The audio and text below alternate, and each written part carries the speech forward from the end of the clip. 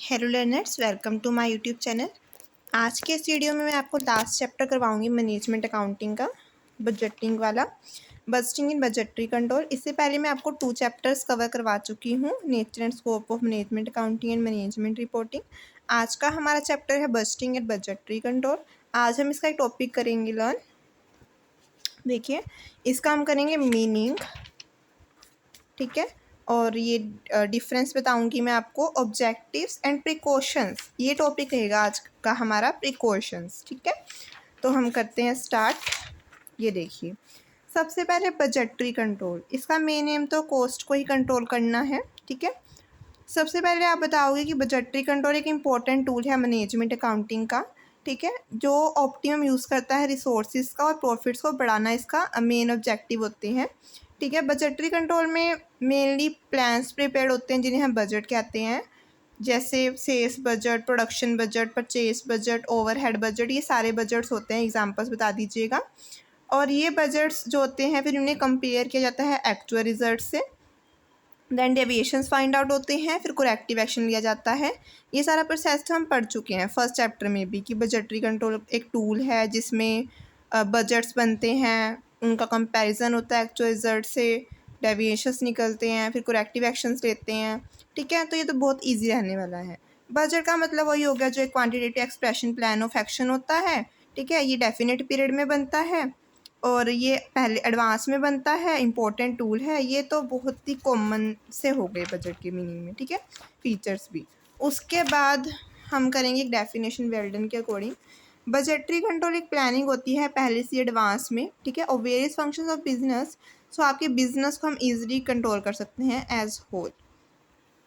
फिर हम तीनों में डिफरेंस ले लेते हैं। बजट का मीनिंग हम पढ़ चुके हैं, बजटरी कंट्रोल का पढ़ चुके हैं। तो बजटिंग के मीनिंग में आपने क्या लिखना है कि बजटिंग एक टेक्निक होती है जिससे आप बजट फॉर्मुलेट कर सकते हो। मतलब कि बजट को बनाने के लिए एक ज़रूरी टेक्निक, उसे हम बजटिंग कहते हैं।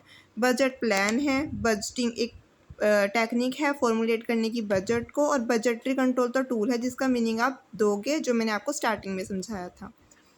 फिर आते हैं ऑब्जेक्टिव्स। जो बजटरी कंट्रोल है, एक तो पॉलिसी मेकिंग में हेल्पफुल होता है, और एक लास्ट पॉइंट है कि मैनेजमेंट को एडमिनिस्ट्रेट करने में फंक्शंस को हेल्प करता है। तो इन दोनों में तो हेल्प करता है।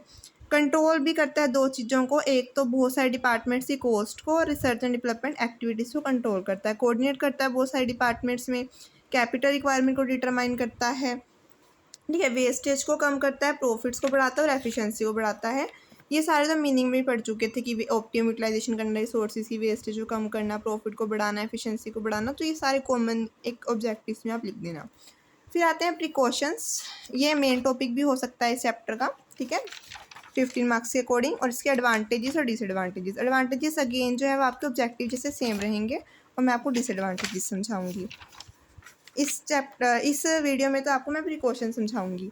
सबसे पहले तो objectives and policy of business, कि मतलब कि आप जो बजट बना रहे हो उसमें जो ऑब्जेक्टिव है वो भी सबसे पहले आपने ये ध्यान रखना है। प्रिकॉशन मतलब ध्यान रखनी है, ये बात सावधानी रखनी है कि ऑब्जेक्टिव्स क्लियर होने चाहिए, क्योंकि बजट भी उसी हिसाब से प्लान बनाओगे ना आप। उसके बाद है बजट का पीरियड। बजट का पीरियड वो टाइम है जिसमें बजट हमारे प्रिपेयर होते हैं। दो तरह के होते हैं, शॉर्ट और लॉन्ग। जो शॉर्ट है उसमें तो कैश बजट, सेल्स बजट, ये सारे बजट जो है कवर्ड होंगे। लॉन्ग में आपका capital expenditure, research and development budget. ठीक है, ये आपने एग्जाम्पल्स बताने हैं।